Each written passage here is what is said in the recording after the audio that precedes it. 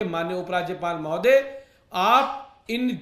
जो civil defence के volunteer हैं, हमारे बस के मार्शल हैं, इनको तुरंत प्रभाव में इनका रोजगार वापस देने का काम करें। इनके परिवार के ऊपर इनकी जीविका चलाने का भी संसाधन इन लोगों के पास नहीं है। इन्होंने किस प्रकार से कोरोना काल के दौरान दिल्ली के लोगों की सेवा करने का काम किया, मदद करने का काम किया। जब बेटा बाप को नहीं देख रहा था, बाप बेटे को नहीं देख रहा था, उस समय पे ये सिविल डिफेंस के वॉलंटियर लोगों को घर घर जा जाकर कोरोना के किट बांटने का काम कर रहे थे, टेस्ट कराने का काम कर रहे थे, उनके लिए दिन रात खड़े होने का काम कर रहे थे। ऐसे लोगों को आपने बेघर करने का काम किया और ऊपर से झूठ का पुलंदा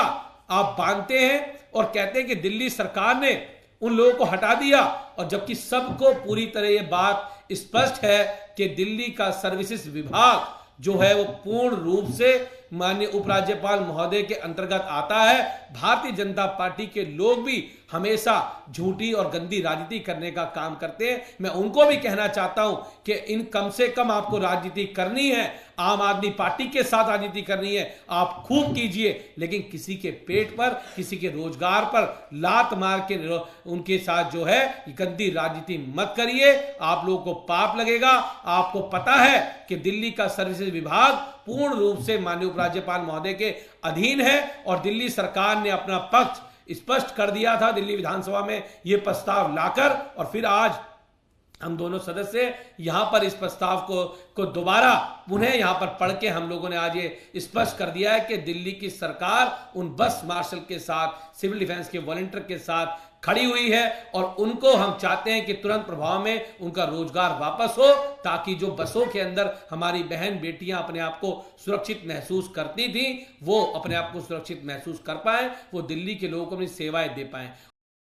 माननीय उपराज्यपाल महोदय, आप इन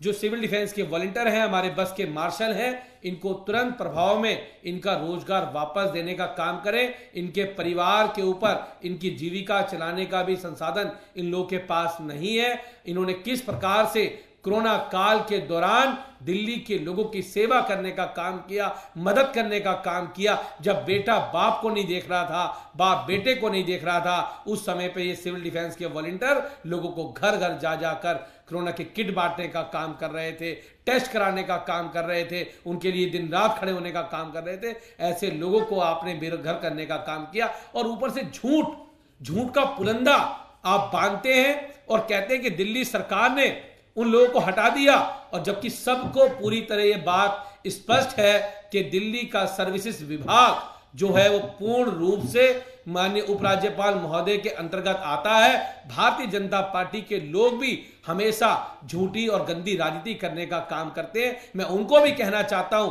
कि इन कम से कम आपको राजनीति करनी है, आम आदमी पार्टी के साथ राजनीति करनी है, आप खूब कीजिए, लेकिन किसी के पेट पर, किसी के रोजगार पर लात मार के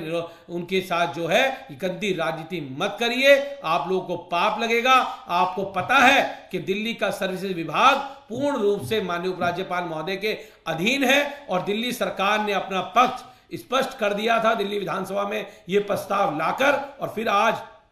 हम दोनों सदस्य यहां पर इस प्रस्ताव को दोबारा पुनः यहां पर पढ़ के हम लोगों ने आज ये स्पष्ट कर दिया है कि दिल्ली की सरकार उन बस मार्शल के साथ, सिविल डिफेंस के वॉलंटियर के साथ खड़ी हुई है, और उनको हम चाहते हैं कि तुरंत प्रभाव में उनका रोजगार वापस हो, ताकि जो बसों के अंदर हमारी बहन बेटियां अपने आप को सुरक्षित महसूस करती थी, वो अपने आप को सुरक्षित महसूस कर पाए, वो दिल्ली के लोगों को अपनी सेवाएं दे पाए।